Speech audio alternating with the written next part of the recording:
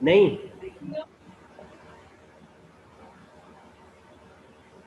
चलिए तो ये कुछ चीज़ें थी, है ना, या एप्लीकेशंस हैं क्लस्टरिंग के, जहाँ पे हम अपने क्लस्टरिंग को यूज कर सकते हैं।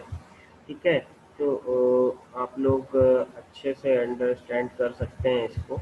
ठीक है, और कल मैंने जो है ना एक एग्जांपल आपको दिया था। अब क्लस्टरिंग जो है, क्लस्टरिंग को एनालिसिस करना है, तो अगर हम ऑब्जेक्ट्स बनाते हैं तो ये एक मेन ऑब्जेक्ट क्या बोलते हैं, क्लस्टर आउट करते हैं, है ना। तो हम ये कैसे फाइंड आउट कर पाएंगे कि हमारी जो क्लस्टर्स हैं, ठीक है ना, वो या ऑब्जेक्ट्स हैं उसपे वो कितने बढ़िया हैं, ठीक है ना, कितने सिमिलर ऑब्जेक्ट्स हैं, उनमें कितनी बॉन्डिंग है, कितनी सिमिलरिटीज हैं। तो इसको फाइंड करने के लिए एक जो यहाँ पे मेथड थी, ठीक है ना, वो आपकी एक डिस्टेंस मेथड थी। ठीक है ना। तो डिस्टेंस मेथड में दो चीजें हो गई आपकी। एक है आपका intra cluster distance, intra cluster distance minimising.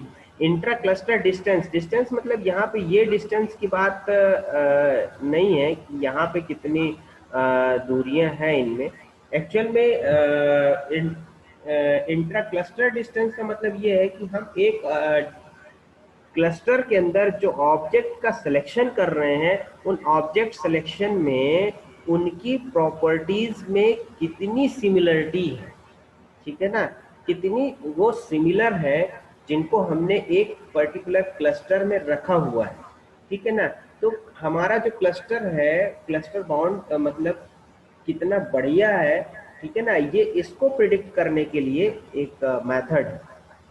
ठीक है, तो intra cluster distance must be minimum, ठीक है ना, ये मिनिमम होना चाहिए। अब ये मिनिमाइजेशन की भी बहुत सारी कैटेगरीज हैं, मेथड्स हैं, जिनके थ्रू हम अपने डिफरेंट ऑब्जेक्ट्स को क्या कर पाएंगे, प्रिडिक्ट कर पाएंगे, उनकी सिमिलरिटीज को प्रिडिक्ट कर पाएंगे कि ये किस पर्टिकुलर ऑब्जेक्ट्स के साथ में मैच कर रहा है, तो हम उसको उस पर्टिकुलर क्लस्टर सेट में एसोसिएट करें।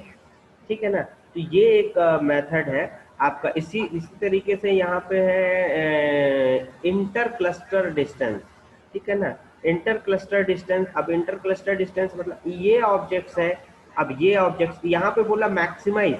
अगर हम एक सेट रख रहे हैं और उनमें बहुत ही माइन्यूट सा डिफरेंस आ रहा है, तो उसको हम इतना बढ़िया क्लस्टर सेट नहीं बोल पाएंगे। ठीक है ना। लेकिन अगर हम दो क्लस्टर सेट बना रहे हैं और दो क्लस्टर सेट सेट के ऑब्जेक्ट्स के बीच में डिसिमिलरिटीज ज़्यादा है, मतलब सिमिलरिटीज कम और डिसिमिलरिटीज ज़्यादा है, ठीक है, तो हम बोलेंगे कि that cluster set is good. ठीक है ना। तो इस तरीके से इनको प्रिडिक्ट करते हैं, ये जो कल हमने पॉइंट्स बताए थे, ठीक है ना। तो ये पॉइंट्स इसको क्या करता है, पॉइंट आउट करता है।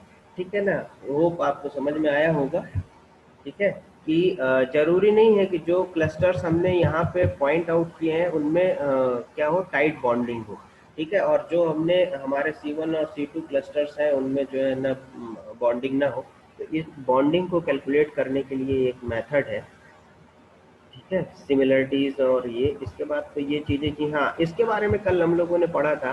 तो मैंने जो समझा कि भाई ये कुछ ऑब्जेक्ट्स दिए हुए हैं, तो इसमें यहाँ पे बोल दिया कि ये 2 क्लस्टर्स हैं, 3 क्लस्टर्स हैं।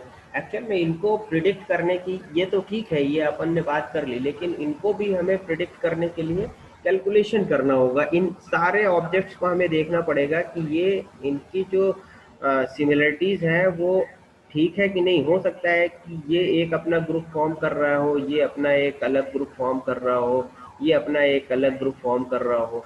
ठीक है, तो it's totally depend on their behaviour. ठीक है, ठीक, नहीं ठीक,